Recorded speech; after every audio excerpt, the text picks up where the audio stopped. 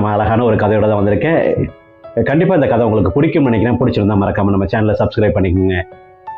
ஒரு தொழிலதிபர், இப்போ அவர் தொழிலதிபர். இதுக்கு முன்னாடி அவர் சாதாரண ஒரு மனிதன். அவர் என்ன பண்ணுறாரு, ஒரு பிஸ்னஸ்க்காக வேண்டி அப்ளை பண்ணுறாரு, கேன்சல் ஆகுது.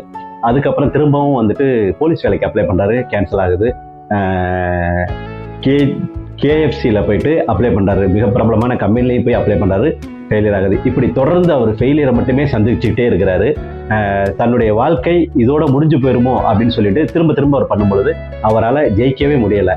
இதற்கு என்ன வழி அப்படின்னு சொல்லிட்டு அவர் தன்னுடைய நண்பர்கள்ட்ட போயிட்டு, நான் எப்படியாவது ஜெயிக்கணும், என்னோட சேர்ந்து நீங்களும் பிஸ்னஸ்க்கு வரீங்களா அப்படின்னு சொல்லி கேட்குறாரு.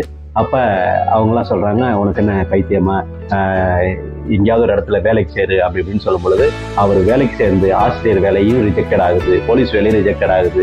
ஒரு கம்பெனிக்கு 4 வாட்டி அப்ளை பண்ணுறாரு, 4 வாட்டி ரிஜெக்டட் ஆகுது. ஆனால் அவர் சோர்ந்து போகலை. திரும்பவும் நண்பர்கள்ட்ட கேட்கும்போது நண்பர்களும் அதற்கான ஒரு ஹெல்ப்பும் பண்ணலை. ஆனால் தனி ஒரு மனிதனாக நின்று ஜெயிச்சாரு. அவர் யாருன்னா அலிபாபான்னு சொல்கிற, இப்போ ஆன்லைனில் நம்ம பார்த்துட்டு இருக்க பாருங்க, அவர் தாங்க.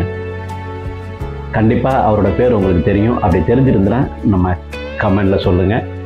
மீண்டும் இந்த மாதிரி ஒரு மோட்டிவேஷன் கதை உங்களுக்கு வேணும்னா நம்ம சேனலை சப்ஸ்கிரைப் பண்ணிக்கோங்க. மீண்டும் அடுத்த கதையை சந்திக்கும் வரை நான் உங்கள் கேடி.